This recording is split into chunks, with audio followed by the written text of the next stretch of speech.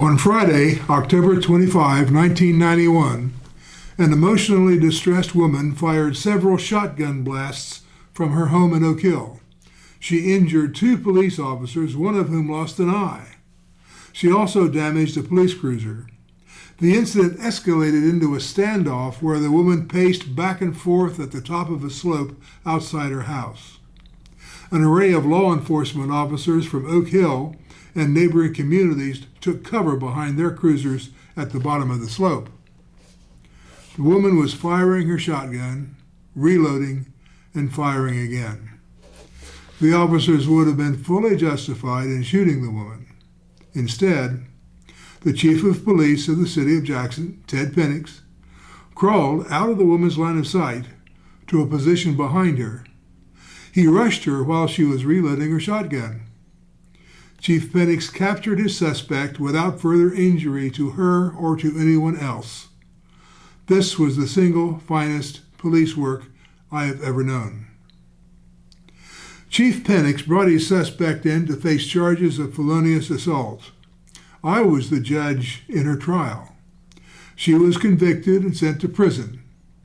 Mr. Mark Oxenbein prosecuted the case and successfully preserved the jury's verdict on appeal against, among other lawyers, one F. Lee Bailey. None of this trial and appeal process would have been possible if the police had shot and killed the suspect. The police ethic at that time was to bring the suspect in alive. We may contrast that case with how the federal government handles the alleged drug-running boats in the Caribbean.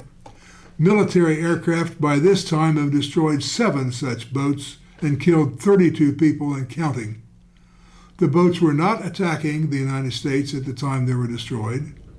If the authorities had been interested in bringing the suspects in to face charges, they could have simply arranged for the Coast Guard to intercept the boats once they entered our territorial waters. If they had boarded the boats, they could have seized the physical evidence and arrested the suspects.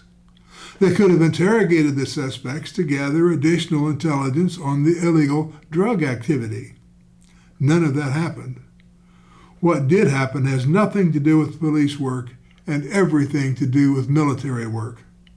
The United States military blew the boats to smithereens, videotaped the destruction, and the president then bragged about it on the news.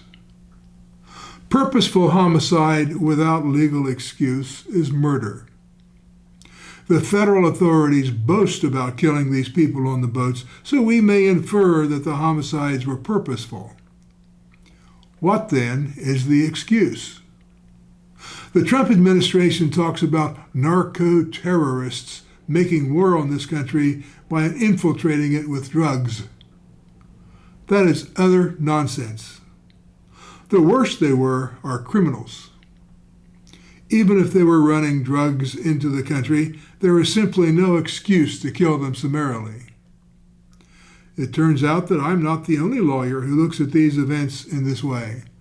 The New York City Bar Association recently issued a statement with the following conclusion, quote, "Because the recent attacks on Venezuelan vessels and their crews were unauthorized by U.S. law and in violation of binding international law, they were illegal summary executions, murders," close quote. Let us be clear that the President of the United States and the United States Secretary of Defense ordered these murders. These are not normal times. Please do not think they are normal times. These same 2 people are ordering federal agents and National Guard troops into American cities. Pay attention to what happens in Los Angeles, Washington, D.C., Portland, Memphis, and Chicago. Watch what the masked, unidentified, armed men who purport to be federal agents are doing. Donald Trump is not some harmless eccentric who is just Trump being Trump. He is a man who has repeatedly ordered murder. He obviously believes that some lives are not worth worrying about. Never forget that. He seems to think that if he continues to order boats to be blown up, the rest of us will eventually get used to the idea. Not so. It just means he is a serial killer.